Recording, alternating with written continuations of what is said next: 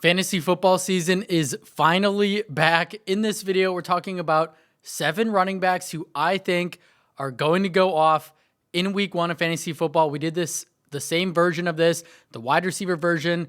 I'll pin it down below if you want to check that out. As always, if you do end up enjoying this video, if you can please leave a like, subscribe to the channel. Let's start with Isaiah Pacheco, who I think is going to have a huge bounce back season this year. We know what he's capable of. We know he's capable of putting together an RB1 season in fantasy.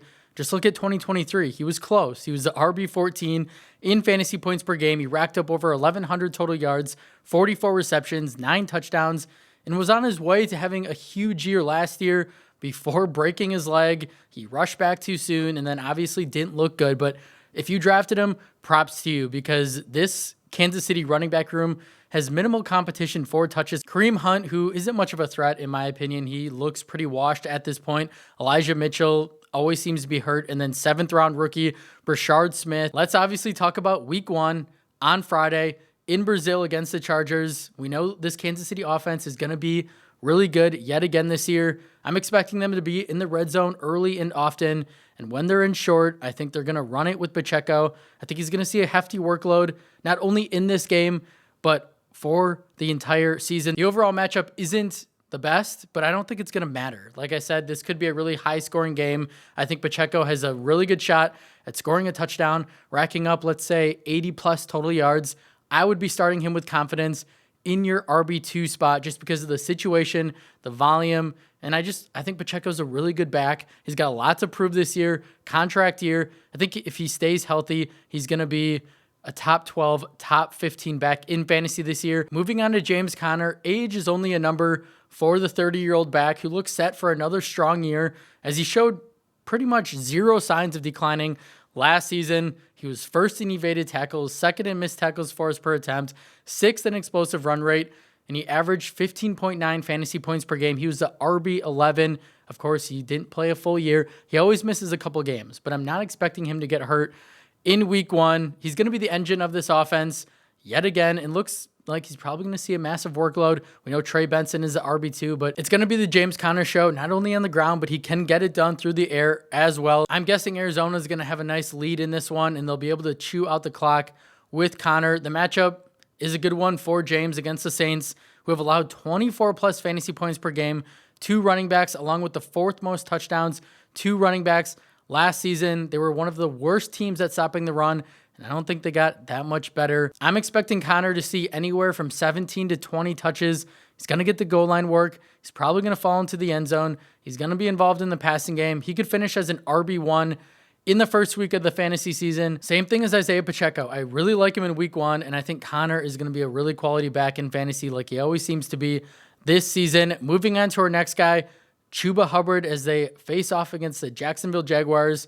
Hubbard was Carolina's workhorse back last season. He got paid last year a lot of money. I'm not sure why people think much is going to change this year. If anything, his situation got better. I mean, last year, he was 3rd in snap share, 4th in opportunity share. He saw 88% of Carolina's rush attempts inside the 5-yard line, found the end zone 11 times in only 15 games. I expect Hubbard to pick up where he left off. We know Rico Dowdle is in town, but I don't think Rico is a back that's going to push Chuba for much playing time. And this offense, in my opinion, is going to be better this year with Ted McMillan at wide receiver, 8th overall pick. I think Bryce Young takes another step. So Hubbard was really effective in fantasy on a bad Carolina offense last year. What can he do this year on a much improved one? He also gets the benefit of running behind a strong offensive line that ranked 7th in run blocking last year and should be involved in the passing game. He saw 54 targets in 24. Again, even with Rico on the roster, I think it's going to be the Hubbard show.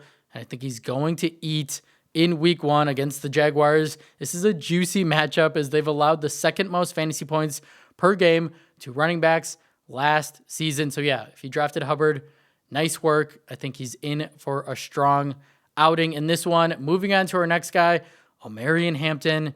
We love him on this channel. Rookie running back for the Chargers. Facing off against the Chiefs on Friday night. We just talked about it with Pacheco in Brazil.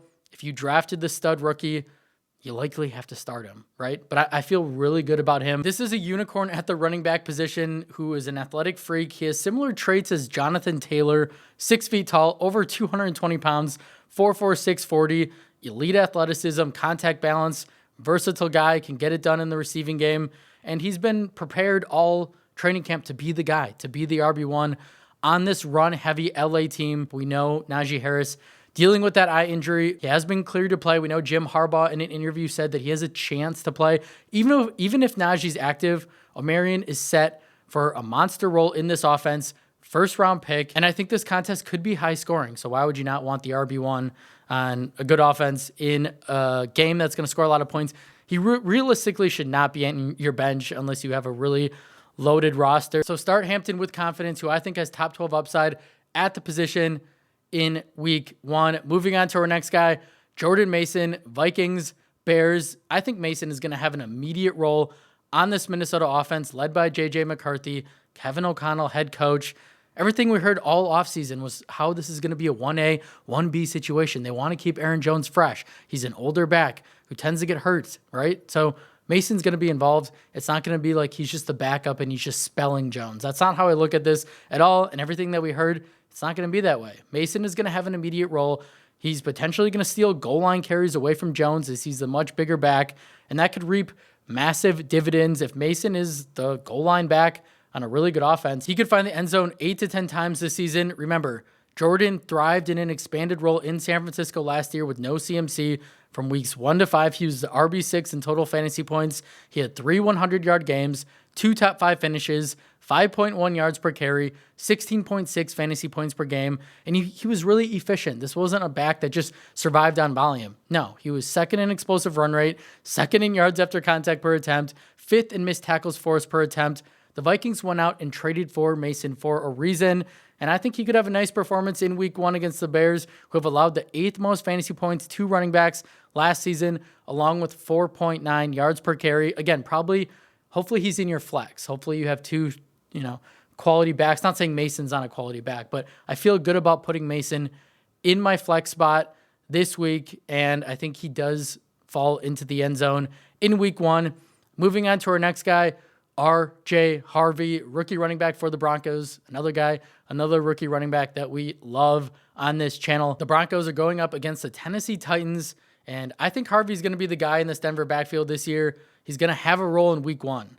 Yeah, J.K. Dobbins might get the first carry, sure, but Harvey's the guy. People who are like, no, J.K. Dobbins, I'm not buying it. I don't think Dobbins has it anymore, unfortunately, because of all the injuries that he suffered. He was fine last year in LA. He put up quality numbers, but he really burnt out after those first 2 or 3 games. His efficiency, his yards per carry were really bad. Sean Payton, head coach, hand-picked Harvey in round 2. I just think it's going to be really hard for the Broncos to keep Harvey off the field once they see what he can do compared to Dobbins. I mean, this is a guy that was ultra productive in college, over 1,600 total yards, 17 touchdowns in 2023, and then 2024, over 1,800 total yards, 25 touchdowns. He had 54 runs of 10-plus yards, which was only second to Ashton Jeanty. This is a special player. This is a special running back that is a 3-down skill set. He's going to eat on the ground and in the receiving game. Peyton drafted him because he loves to throw to the running back. Harvey is a great receiving back, which gives him a nice stable floor in PPR leagues. I think the upside case for RJ this year is league winning due to being on a really good Denver offense, running behind a top 5 offensive line. Doesn't get much better than this. And he gets a very beatable matchup in week 1 against the Titans, who have allowed the 8th most fantasy points per game to the running backs this season. So if you have Harvey, you are starting him. And our last guy, another rookie running back, Ashton Jeanty, Raiders, Patriots. You're obviously starting Jeanty, right? If you spent a round 1, round 2 pick to get him. But I feel like many Jeanty owners are nervous for some reason. I think a lot of them drafted him because they felt like they had to, but they're worried that he's not going to pan out on a questionable offense, a new offense with a lot of moving pieces. I'm here to calm your nerves. Ashton is a blue chip player. He ran for 2,600 yards and 30 total touchdowns in his final collegiate year. He had nearly 400 touches while averaging over 200 yards per game. This dude is a tank. He's a bell cow. He is explosive. He's special. He's a good receiving back, and he's going to be the engine of this Raiders offense led by Pete Carroll, offensive coordinator Chip Kelly. Jeanty, dangerous, like I said, in the passing game. He has that receiving upside, and he racked up 43 receptions, over 500 yards, and 5 touchdowns last year through the air. and he has no competition for touches. 33-year-old Raheem Mostert is the RB2 on the depth chart. Like, I mean, we don't even need to discuss that. The only real question mark here is this offensive line. Is the offensive line going to fail Genty? It's not great, right? But I think Genty is going to survive on his elite talent, his ability, the volume that he's going to see, the touchdowns that he's going to score, and his receiving upside. And I think he'll probably feel even better after week 1. He's probably going to run all over this weak New England Patriots run defense that allowed the second most fantasy points per game to running backs last season. So those are my 7 running backs who I think go off in week 1 of fantasy football. As always, I really appreciate you guys watching the entire video, making it this far. If you can please like this video, I would love this video to get 200, 250 likes. That's my goal. Subscribe to the channel, tell your friends, leave your start sit question down below. I would be happy to answer it, and I'll see you in the next one.